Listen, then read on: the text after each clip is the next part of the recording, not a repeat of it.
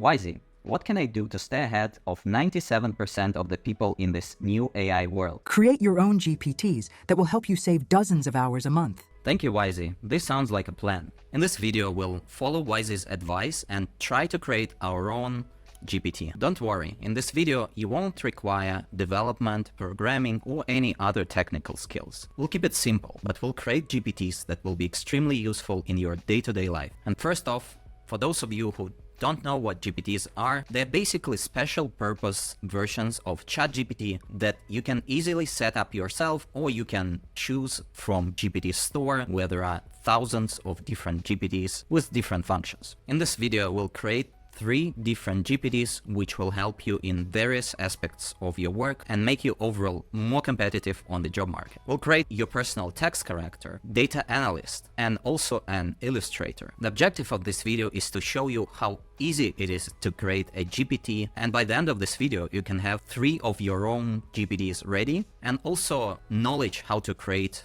more GPTs for your specific use cases. Let's see how we can start creating our first GPT. So we go to chat.openai.com, and obviously we need to have an account already. We can either click Explore GPTs or click on our own account here and My GPTs. Let's do this. Okay, so now we see the GPTs that I already created, and I can click Create a new GPT. But before we jump in, I'd like to give you a very important advice. Though you can create extremely complex and functional GPTs, I really recommend you to start small. First, create a few GPTs that will be tailored to very specific tasks. Integrate them in your daily life and see the magic happening. See how much time they're saving you. Before you see that, do not try to overcomplicate the GPTs, because otherwise you can end up trying to create something complex, failing to do so initially, and basically being frustrated with AI and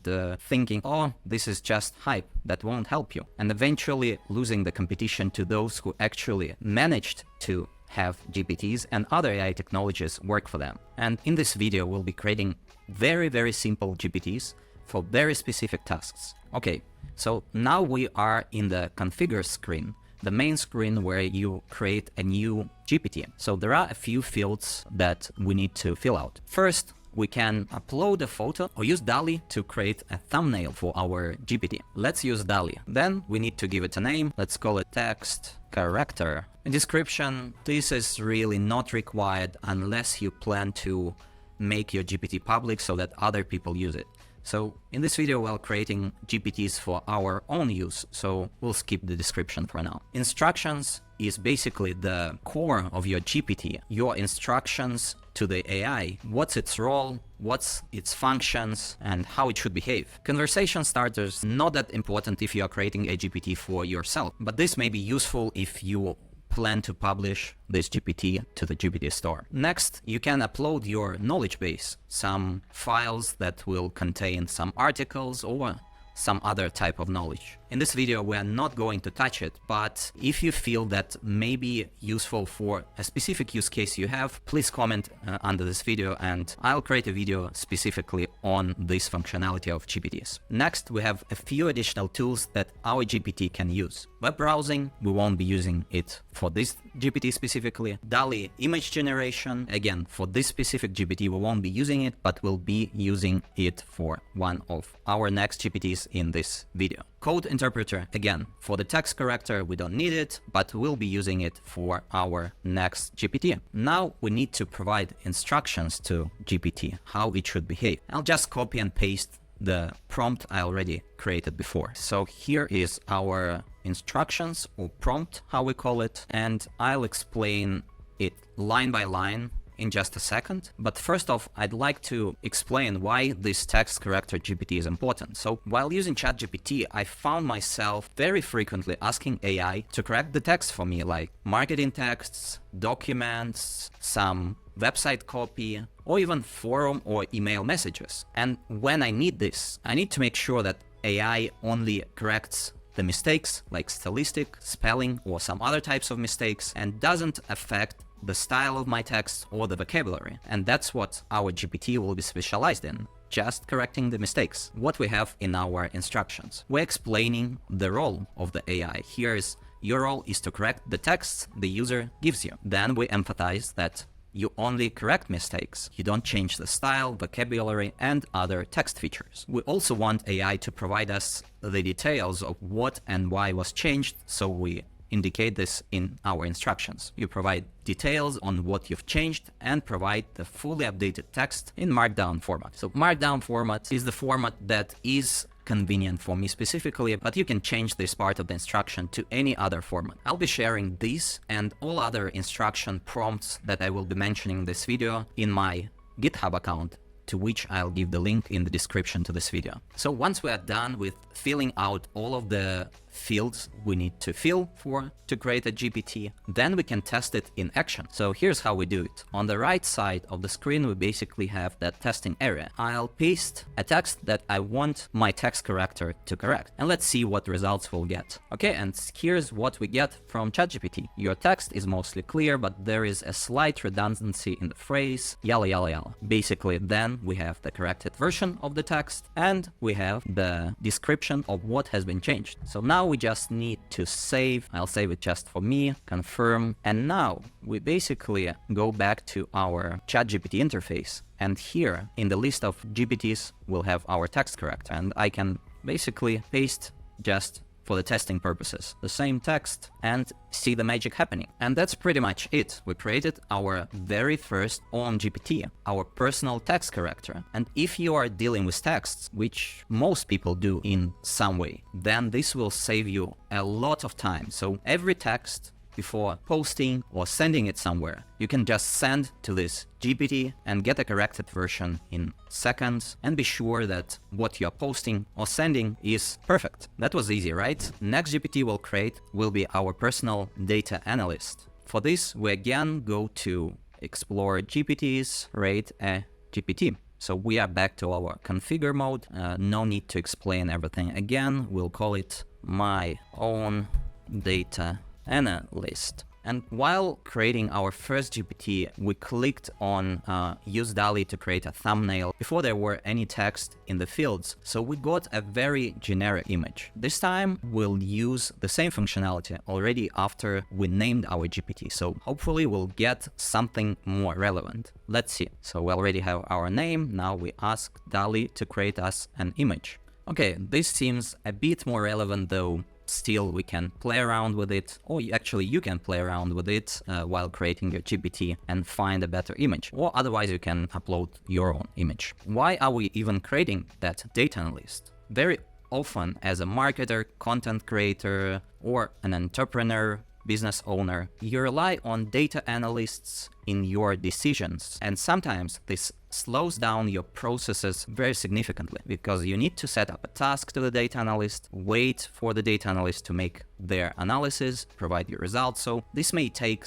hours or sometimes days. With GPTs, you can skip all this hassle and get at least simple analysis very fast. So I have my prompt ready, and I'll insert it here in a second and explain each and every line of it. In this video, I won't dive deep into how to actually create these prompts, because prompt engineering, the art of creating such instructions or prompts, is a skill that requires more time than this video can give us to actually master it. But if you feel that may be beneficial for you, I'll create a separate video on that. But for now, let's insert the ready prompt and see how it works. So the data inside Analyst is tailored for analyzing Google Analytics data, specifically for e-commerce websites. Again, I want to highlight that for your first GPTs, try to create them tailored to very, very specific tasks. Like, for example, here, don't try to create a data analyst that will analyze any data and provide you any insight. First, create a data analyst for very specific data. In our case, we are doing that for Google Analytics data for e-commerce websites. In your case, you can change it to other types of data.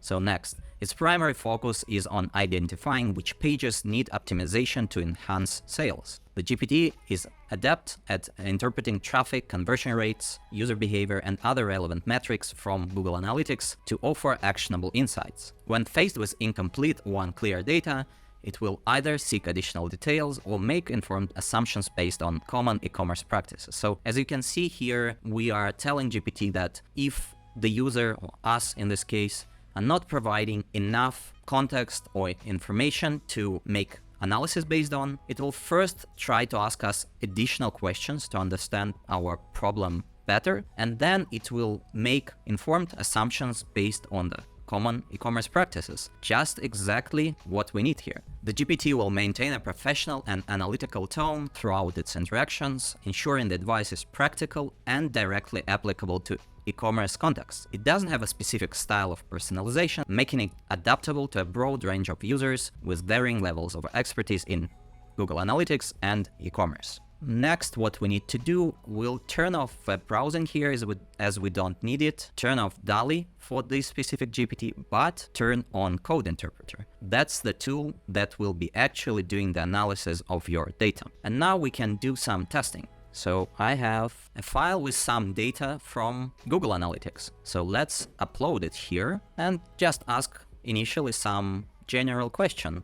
What can you say about this data? Okay, we send the message and wait for magic to happen. We can see that our GPT is loading our data and will be examining it. Here we have some overview of our data and also some questions about what we want to do. And in this case, we'll say we want conversion rate optimization opportunities. So as you can see, this GPT was as easy to create as our text character. Obviously, it is pretty basic and you'll need to fine-tune it for your own use case, but you get the point. It is super easy and anyone can do it. And you can create a version of this data analysis GPT for your own use case and start saving you a lot of time. And just imagine how efficient you and your team will become if data analysis won't be a bottleneck for your processes anymore, where instead of waiting for an analysis from your colleague, you can actually do it yourself with the help of your own GPT data analyst. Shifting gears to more creative side of AI, next GPT we'll create will be our own personal Illustrator. If you've already been using Midjourney, DALL-E, or other similar AI image generation tools, chances are you've already been using these tools to create illustrations for your content, like articles or maybe even emails, social media posts. DALL-E was the tool I started my journey into the generative AI world 2 years ago. I was mind blown, is actually to say nothing. This was really a pivotal moment for me where I realized how powerful these things may be. Before that, creating illustrations for me was a real pain because I needed to find an illustrator that fits my needs, my budget, and other criteria. Then I needed to communicate with that freelancer, which is not always easy because creative people are not always easy to communicate with, at least for me. And then I needed to wait for quite some time to get me some first illustrations. It's overall a very long and cumbersome process. But then I found out about DALL-E. I got access to it when it was still in the closed beta, and suddenly I was able to create illustrations within literally seconds, not days, weeks, spending hours of my time on communicating with a freelancer, but literally within seconds after asking AI to create the illustration. That felt like magic, and frankly, it still feels the same to me. But still, I'm always thinking, how can I make this magic even more magical? And that's where GPTs help me a lot. They help me cut even more corners when creating illustrations. For the sake of the example in this video, we'll create a GPT that creates illustrations specifically for articles and social media posts. And the cool thing is you don't need to explain which illustration you need. You will just need to provide your text, article, social media post, you name it, and AI will analyze that text and come up with ideas of the illustrations and create these illustrations for you. So let's call it my own Illustrator. I'll copy and paste pretty simple prompt I created beforehand. We'll ask to create a thumbnail, and here we basically turn off web browsing. We won't need it for this specific GPT, and we turn on DALL-E image generation. And now we are ready to test our GPT. I'll copy and paste short article I created for my own website, and let's see what ideas will our GPT give us about which illustrations we can use for it. And we have a very lengthy analysis of the text and some ideas of the illustrations. Obviously, if you want to make this even faster, in the instructions you can say that only provide me with the illustrations and without any analysis. But that's a personal choice, so we can leave it as is for now. And now we say, please create the first illustration. And we can see that our own Illustrator is creating an image. Okay, it's actually not bad. I really like it. It's not always that you will be getting amazing illustrations from the get-go, or rather illustrations that you like, but you can always give some more details or ask just to create a new one. This way you'll get pretty fast all the illustrations you need for your text. And this third one was also very easy to create, but there is even an easier way to create these GPTs, and I'll show you how. So you may have noticed that when I was creating or configuring the GPTs, there is also another menu item which is called Create. If we click on it, we actually end up in a chat interface where GPT Builder can help us create the GPT. So instead of creating our own prompt, we can have AI create it for us, just collecting some information. That is basically how I created Data Analyst and Illustrator. And let's see it in action. I want to create an Illustrator for my texts. Let's see how GPT Builder can help us here. Okay, first it gives us the name. Why not? I'm okay with this name. Okay, now it is generating a profile picture or a thumbnail for our GPT. Something not bad. We can actually ask to create another one, giving some details, but in this case, it is pretty good. So here, basically we are starting, or GPT Builder is starting to create instructions for our GPT. And for this, it tries to get some information about our use case or about the requirements we have. So in this case, it's asking whether we want to stick closely to the themes and elements we mentioned in the text, or we would like our GPT to propose unique or perhaps unexpected interpretations as well. Let's do both. Our GPT Builder is asking if there are any specific genres or subjects. In our case, we won't limit ourselves to specific genres, but we'll say that it is for online articles and social media posts. Okay, now GPT Builder asks if we want our newly created GPT to talk in some specific style, like formal, casual, but as we are creating a GPT for ourselves, not to be published, so it doesn't really matter. Okay, and just in a few steps of communication with GPT Builder, we have our own GPT ready without really knowing how to prepare instructions or anything about prompt engineering that is required to write these instructions. So AI helped us create a tailored AI for our own use case. And again, we can test it the same way here. We can save it either for everyone or only for us. And that's it. That's pretty much everything you need to know about creating very basic GPTs that can save you a lot of your own time and maybe even the time of your team. And remember, it is really important to start with simple ones, seeing them in action, seeing the benefits they give you. And only after that, going to more advanced things, like for example, custom actions. Custom actions give GPTs access to the outside world. Basically, you can connect any other service like database, like diagram creator, or your Slack, or anything else, so that your GPT now can not only create text or images, but it can communicate with different services and do much more. Once you are comfortable creating very simple GPTs and you see a really good value that you receive from them, then you can dive into how to use custom actions to connect data and tools you are using and unlock pretty much limitless field of opportunities for your GPTs. I'll probably be creating a separate video showing how to work with these actions, how to connect them to your GPTs. But if you have specific requests that you want to create a GPT connecting to your Slack maybe or something else, please leave your comments under this video. You can have your own project manager and marketing that knows everything about your company and create materials that are tailored specifically to you and much more. If you enjoyed this video, don't forget to like and subscribe to it. If you didn't enjoy it, don't forget to leave your hate comments.